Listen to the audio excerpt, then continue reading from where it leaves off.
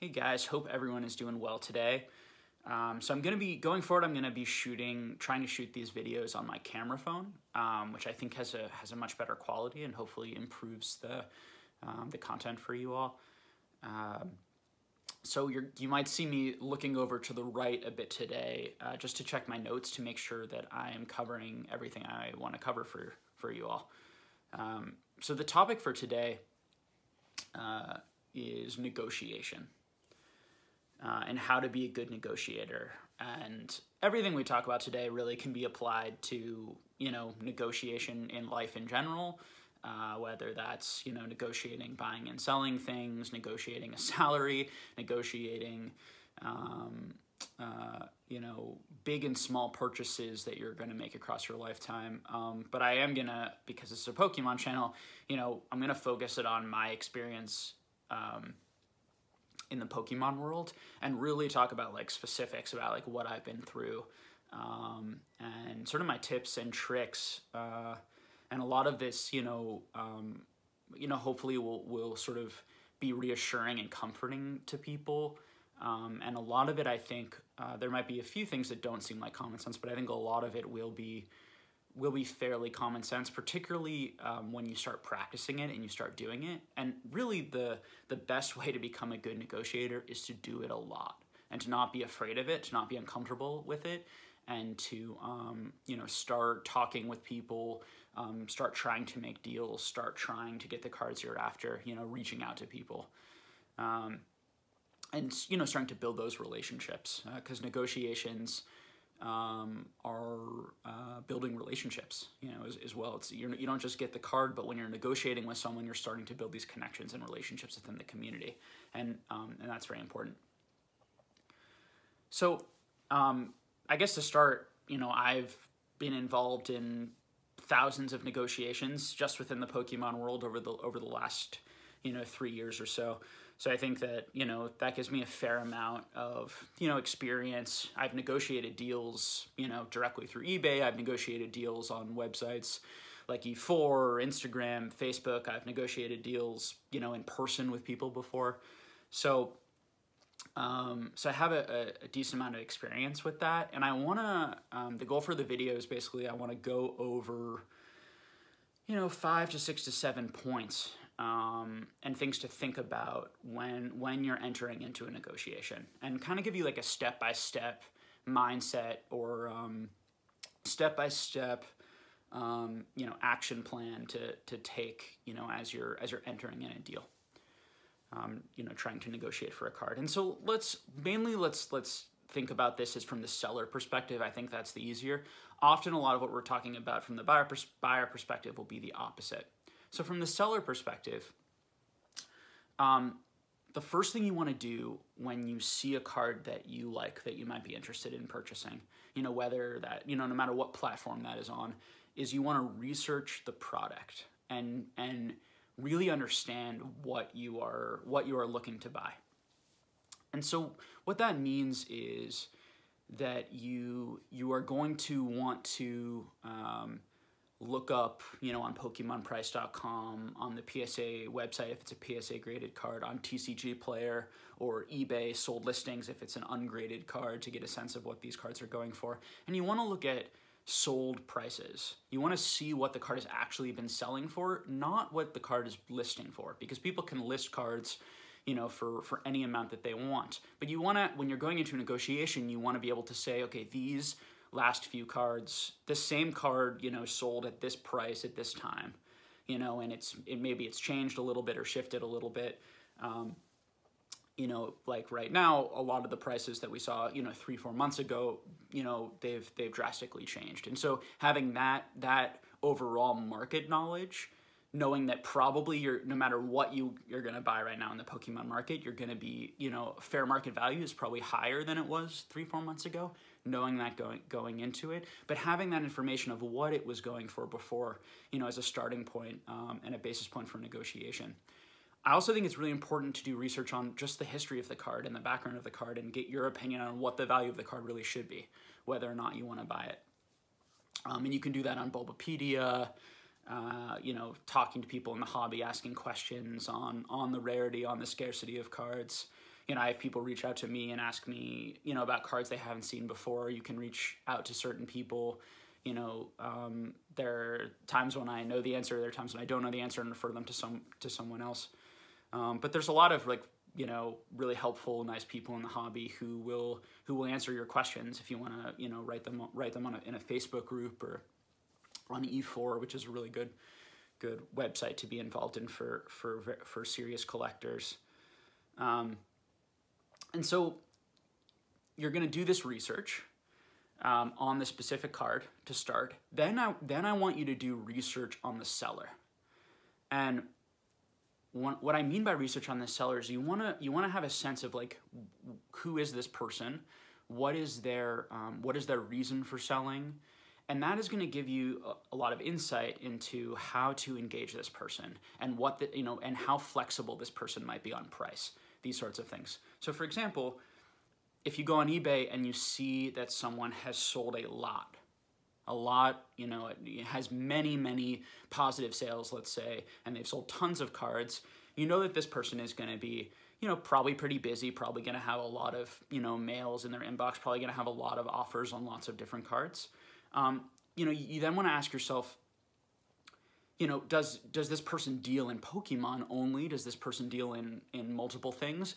Do they have a history of putting kind of fair prices? Do they have a history of putting prices sort of over the current market? What is the incentive of this company? So there are companies that I was buying for a long time that were sort of fire selling Pokemon cards in a lot of ways, and I felt like I was getting unbelievable deals because I was getting lots of, like, you know, PSA 9 level X's and, you know, PSA 9 sort of Nintendo EX cards for like $12, $11 each, which was about at the cost of grading.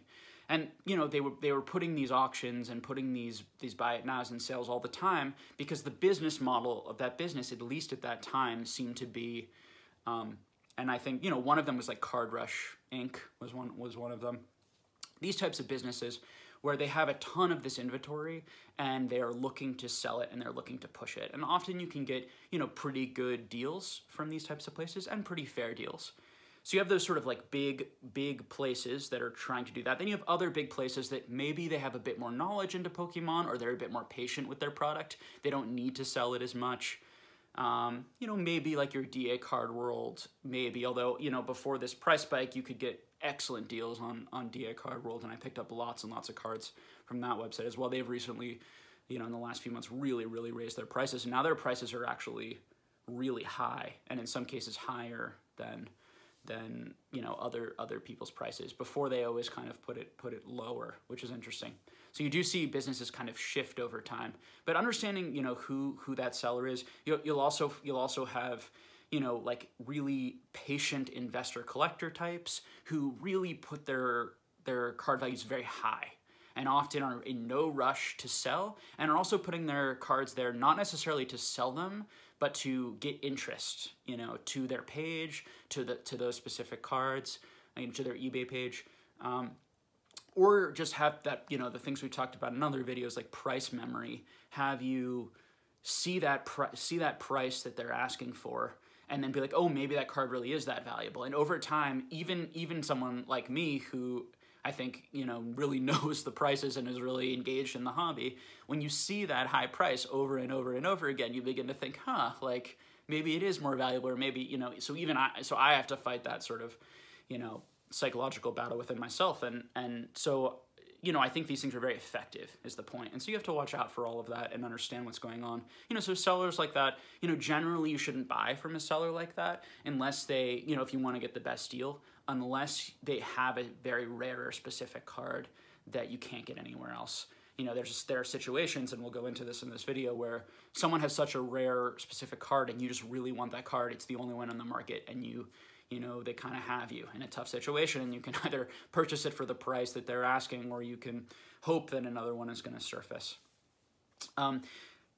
You know, the last types of sellers I would talk about are more sort of maybe novice sellers, or sellers who haven't sold that much, and some of them might have actually a lot of knowledge and information about their cards, and They could be, you know, very stingy on their prices or very wanting to sell, and a lot of that is going to have to do with their life experience, what's going on. So, you know, why is the person selling? You can, you know, reach out to people and ask them, you know, why are you looking to sell this collection? Do you have other, you know, collections that you're looking to sell? Do you need the money? Those types of things. So, and really what that gets to is you're trying to understand the incentive of the seller. You know, the psychology and the incentive of the seller. How much of a rush is this person to sell this item? Why are they selling this item?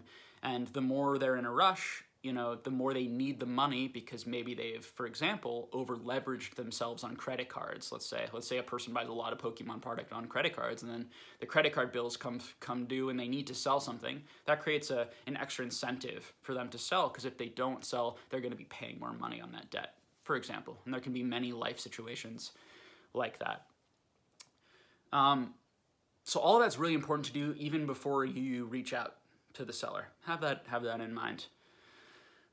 The next thing that I think you should do is you should come up, before you reach out to the seller, you should come up with a game plan for yourself. And a game plan is figuring out, you know, and a lot of this I think is instinctual when you do lots and lots of deals.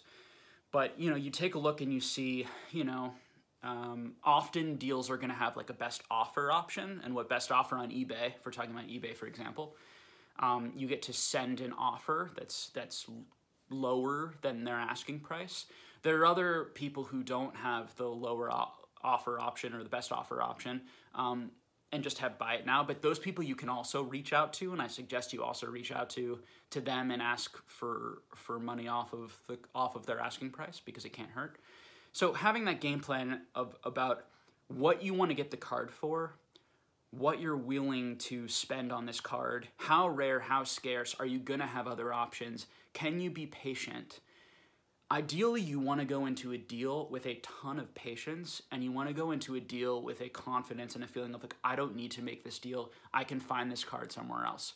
There are situations where you can't, where that won't be the case, but often in Pokemon that's still the case, because there are a lot, particularly set cards, there are a lot of these set cards. And I know that the market is really dry right now, but I don't think it's always going to stay that way. There are going to be lots of new graded cards coming onto the market, and I think you're also going to see a certain percentage of people right now who are in the hobby are just buying these cards not because they want to hold them forever or collect them, but because they're looking to make money.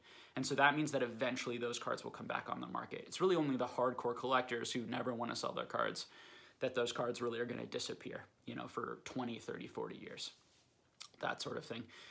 So you want to create that game plan and allow yourself to be patient. So big part of that game plan, you know, you've done all that research, you've done all that understanding, you know what the buyer is, you know what the incentive of the buyer is likely going to be. You want to pick what price you're gonna offer, you're gonna start with. You know, generally, you want to go as low as you possibly can. In my opinion, you want to go as low as you possibly can to begin with, while still being somewhat reasonable. And what I mean by that is you want to offer a price that would be like the best case scenario price. That, like, it's not so far out of the range of what this card has been going for, but you would get like a really phenomenal deal. Often I find too, like, if a person has a price and they have a best offer, you know, they will have, first of all, they can have an automatic accept, where if you bid high enough, you get the card automatically and you don't have to go back and forth. But they also have a cutoff where they won't even look at your offer. It won't even go through. So often those cutoffs can be at like 50%. So if you offer 50% of the buy it now price as a negotiating point to start with, that's often a good way to start. You know, sometimes you're going to have people be offended or be irritated by you, but don't worry about that. That's actually not a very professional response in my personal opinion. People are allowed, you know, for me, like, anyone is allowed to offer whatever they want for my cards, and it's not going to offend me. I feel secure in the value of my cards. I feel like I understand what they're worth, and if someone comes at me with a really low offer, it's very easy to just say, you know, to ignore it and not respond is fine, but also to just say, you know, no thank you, you know, I'm not interested at that price. And then if that person is rude to you, which can happen, you know, and be kind of a jerk, you just sort of ignore them, you know, and move on with your day. And I think a lot of that has to do with maturity and security in yourself and in your cards and in what you're doing, and having a plan, and not worrying so much about other people's evaluations of your cards. you know, you should do the objective research and the data, and you should be going online and looking online and figuring all these things out. And that will help you feel secure. It's like, this person told me my card is only worth 500, but all the recent sales have been 3,000. I'm not going to be bullied or pushed into that deal by this person. So, and what I would say about that, so as a seller, you know, once you've picked your price and you're sort of ready to make that first offer, what you want to do in any negotiation is you want to build rapport and you want to build trust. Because trust is so important in negotiation, because fundamentally we're in some ways there's a competition going on. It's like, you want me to pay, if you're the buyer, you want me to pay as much as possible, and I want to pay as little as possible, right? And so to get around the awkwardness or the potential uncomfortableness and competitiveness of that, you have to be very careful to be and work really hard to be very polite and courteous and professional, and try to look for like a win-win solution, you know, to problems that might arise in negotiation, if possible. You know, and so what that might look like is you know, you could come in with a deal, they can be really irritated, you know, and this has happened to me so many times. Like, I've seen everything across the board. I've seen every, you know, reaction from threatening my family to you know, like very pleasant reactions to any of my asks, and you just have to let that roll right off, because that isn't about you. Like, you have done nothing offensive and hurtful to anyone because you offered what you wanted to pay on a price. So when you start that negotiation, you want to go in with that low as possible offer, and you want to write them a message that is courteous, that is respectful. And you want to start to talk to them and engage them on, you know, and you can ask them questions about probably not too personal. You know, you don't want to push the person or bother the person, but you know, you can ask like a few questions about the card to show your interest. You can do it in a respectful, courteous way. Every sort of interaction you can have is going to build a sense of comfort, and also you being very honest and upfront with your thinking is going to build a certain amount of comfort. And so, you know, you don't want to tell them your absolute, you don't necessarily want to tell them, unless you really know the person and trust the person, your absolute sort of top price and bottom price, because then, you know, if you tell them the most you're willing to spend, for example, if you want to try to be honest in that way, the person is going to demand that price, right? You're not gonna be, and you do want to try to get them down. But you want to be honest in the sense of like you're not trying to rip this person off. You're not trying to scam this person. You want them to understand the value of the card. You want to understand the value of your card for yourself, and you want to find a price point that can work for both of you and lead to everyone's sort of incentives ideally being fulfilled. So the seller, if they really want to sell the card, they probably need the money for something, or they want the money for something. For most sellers, you know. And so you are providing them a service by buying the card. You know, they're giving you a service or you know, giving you the deal of the card because you want the card, but you're also doing something for them, which is you're giving them money that they can use to then spend on their family or, you know, better their lives in some other way. So this should be a pleasant, positive, respectful negotiation ideally between people who know what they're doing, and try to have that win-win, you know, situation. And you should go into it every deal with that mindset and attempt to make that happen. And if you feel like it's getting personal or it's getting uncomfortable, try to diffuse that situation, you know, by being kind, by being gentle, by apologizing. Even if, you know, I've apologized at times, even when I didn't think I necessarily did anything wrong, because I just sensed that I was dealing with like a pretty insecure person or seller who's having maybe a difficult day. And I wanted to give them the message that, you know, I didn't want to make this bad experience for them, and that I apologized that my offer offended them, or the way that I was dealing very intensely or not coming up on their price sort of offended them and made them feel like their card was worth less than they really hoped it was worth. Those sorts of things. You know, at the end of the day, you can only do so much, and plenty of deals fall through, not just because you can't agree on prices, but also because of insecurity and emotion. All right.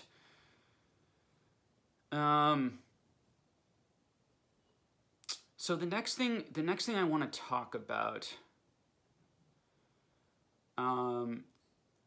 let's see. Once you've engaged and you've given that lower offer, right? You're gonna get a counter offer. You know, let's say you've given that offer for about 50%. Now you're gonna get a counter offer, and that counter offer can look like a lot of different things. You know, well, first of all, you might get no counter offer. You might not hear anything back, and then you have to decide: do I want to send another offer, a higher offer, which sometimes is can be referred to bidding against yourself. Which is generally people talk about you shouldn't bid against yourself. If the person doesn't come back with an offer, you shouldn't raise your own offer. I don't think that's necessarily true. I think that person might still be interested in selling the card, but they're sort of playing hardball. They thought your offer was too low. They didn't even want to come back even down a little, because that would signal to you as the seller that you know, that your offer was basically was within reason or somewhat reason. So they want to send you the message that your offer is ridiculous. They're not interested. So now, usually if I'm completely ignored, you know, let's say it's a $1,000 item and I offer $500. And in my head, the card is probably, the market value of the card is probably $750, but I want to try to get it for like $650, let's say. As close to $650 as possible. And I think that would be like a steal at $650, a great deal at $650, but it would probably be difficult to do at $650. So I send that $500 offer, and I hear nothing back. So now I can either give up and say this isn't going to happen, but generally I would keep going, because it's a simple enough thing to do. I would probably, you know, send in an offer for about $600 in that case, and then see what they responded. If they start to come down. So for example, if I then go up $100 to $600 and they counter, let's say at $950, for example, they only come down $50, that's a sign from the seller that they are probably never gonna get down to that $650 price. And so at that point, I'd probably just move on. You know, I might fire out one more, and usually I do a final offer on a card, and I say, you know, $650 is the highest I can possibly go, and I suggest you could do this too. You know, I'd say $650 is the highest I could possibly go. I sense that's probably not going to be enough for you, which is fine. But I, you know, wanted to send it out there to make sure that that wouldn't be agreeable, you know, to you. Something just nice and courteous, and acknowledging that they're probably not going to accept that offer. And there have been times when they actually end up accepting that offer, and they were just sort of playing real hardball.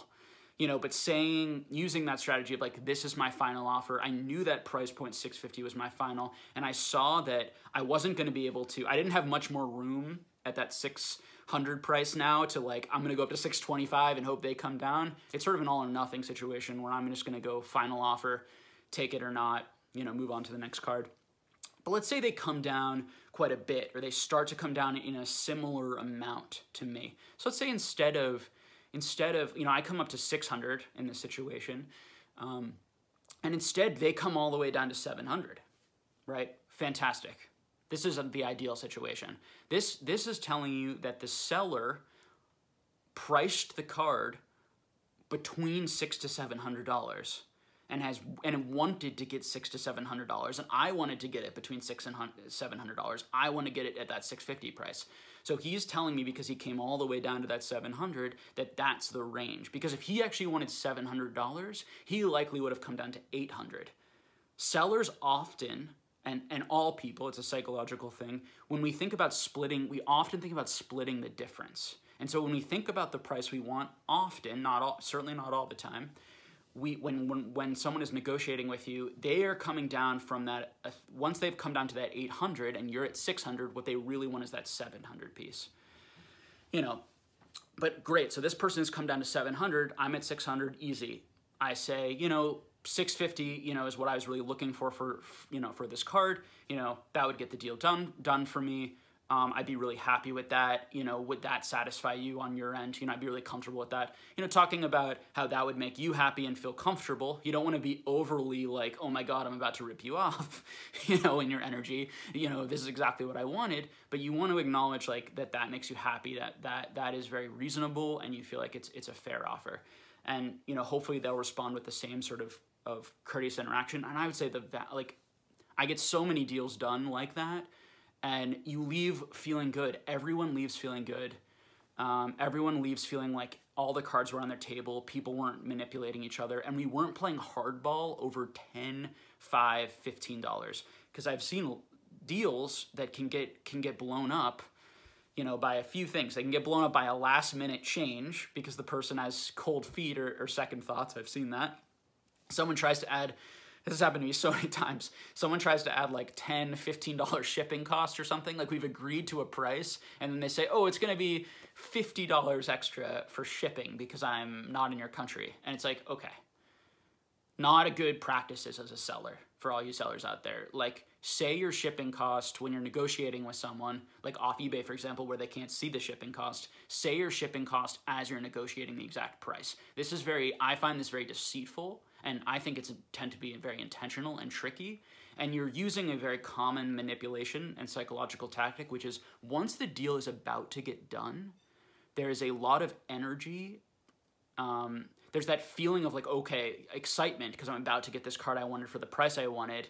And it's a very sneaky time to add that shipping price or add that extra thing because the momentum of the deal almost getting done, of you wanting to get it done, is now used against you because you're like, oh, now the whole deal's broken up and I was so excited to get the card. All right, I'll just pay that extra 50 shipping because I want that card. And this happens a lot where people do that last 10, 30. If you deal with a buyer who does that, or you get a sense of that, you have to factor that into your game plan. They're gonna drop that into you at the end.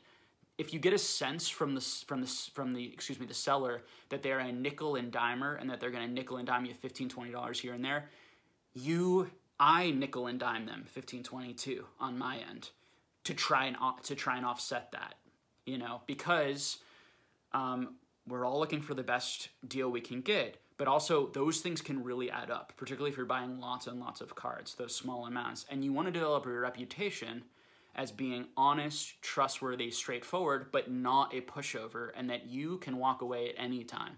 And I walk away from deals all the time, you know, to the point where later the seller comes back and then sells to me at the price that I wanted because I was willing to walk away because I explained why I was going to walk away, and but I wasn't rude, and I left the door completely open and said, you know, please contact me if you decide, if you do some research and you find that I was right and you decide to sell at my price.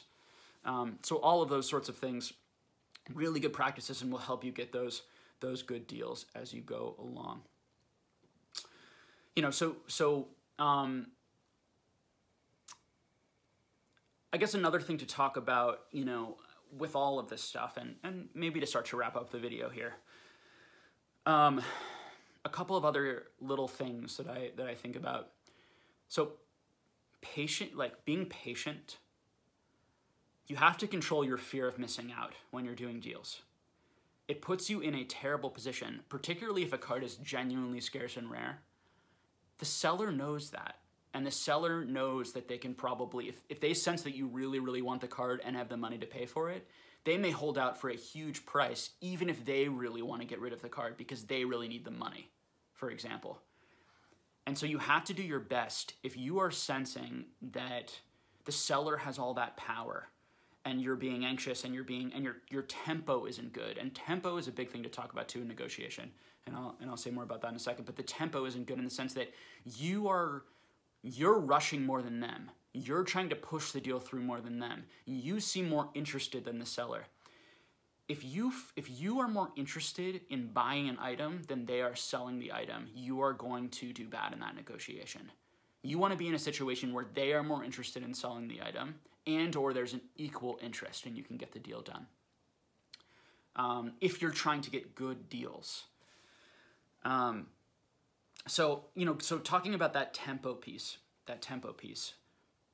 having a feeling of the tempo of a deal and then feeling when the tempo changes is going to tell you so much about the psychology of what's going on in a situation. So for example, if the tempo is very cordial and slow and calm, and then all of a sudden the seller starts pushing to really get the deal done fast, or starts being less courteous, starts being less nice, starts being rude, starts being offensive, that means that the seller is getting desperate, is getting frustrated, and really wants to get this deal through.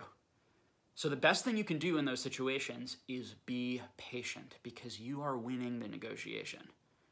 Now, it's possible the person will just get so frustrated that they'll leave and they'll disappear, and that does happen. But a lot of the time, they are getting that way because they really want the deal to go through. And they sense that you are a tough negotiator, and it's going to be hard to get you to move to the price that they really want. But they don't feel comfortable just walking away from the deal. Okay? So when you sense those tempo changes, think about, why did this person go from nice to rude? Why did this person go from, and a lot of this is common sense and instinct, but if you really, it can be very hard to control your own emotions when these things are going on.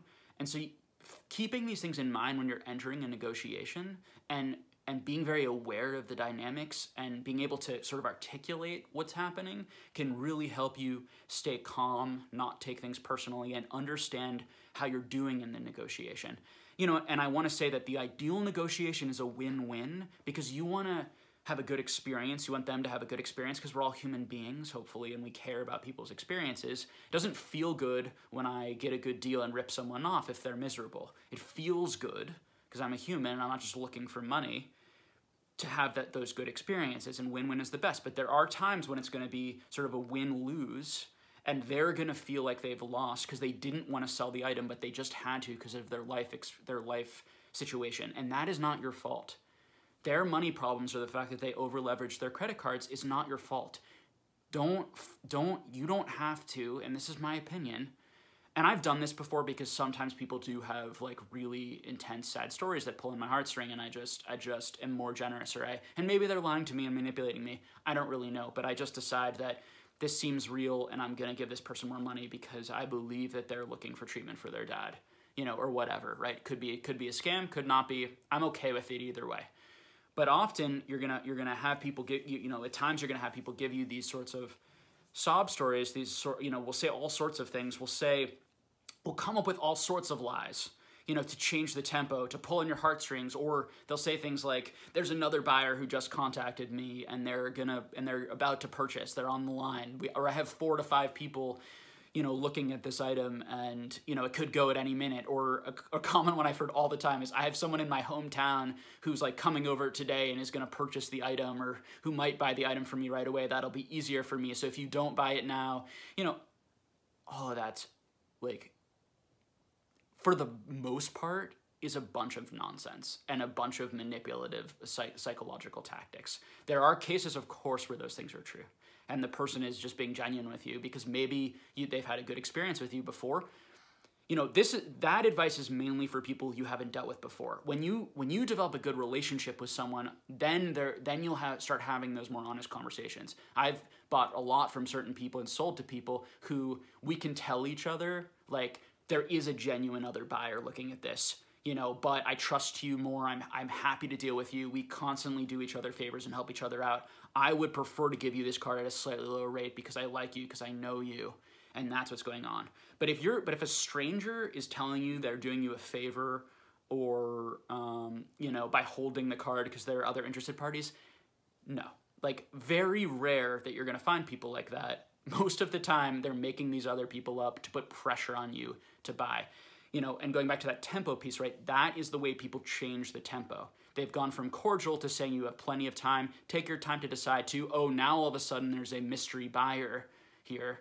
And I can't tell you the amount of times that there's been a mystery buyer, or someone's about to buy it. I walk away from the deal, and then that card sits for months on eBay at that exact price that they were looking for. And then they start to lower the price or something like that, because there wasn't another buyer, So, I hope that, like usual, all this is interesting and helpful for you to get that sort of inside look into what goes through my head as I'm negotiating.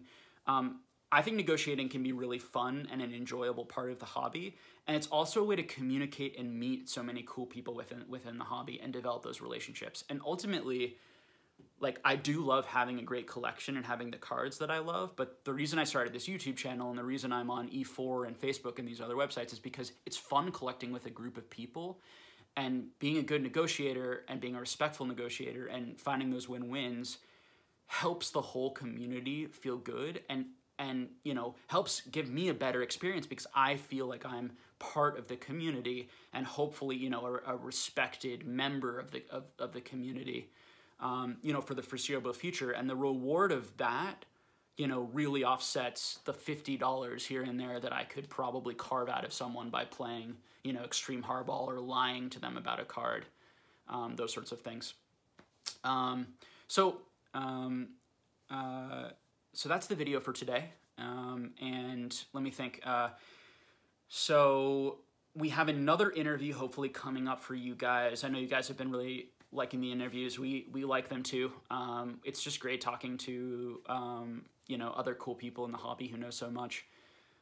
So we will have another interview for you hopefully by the end of this week into the start of next week. We still have a few more lined up. We may end up taking a break at some point because it's a lot of work doing all these interviews for you all. But we really enjoy it, and we really think it's so valuable to hear all these opinions. So we'll try and do as many as we can. Maybe take a break and then come back to it. But you know, as always, thank you so much for the support. More and more people have been reaching out to me, you know, in various ways, saying how helpful the channel's been, and enjoyable to just have like more adult people talking about Pokemon. And that was my goal for the channel. So I just want to thank everyone again for watching, and we will have more videos for you soon. Take care.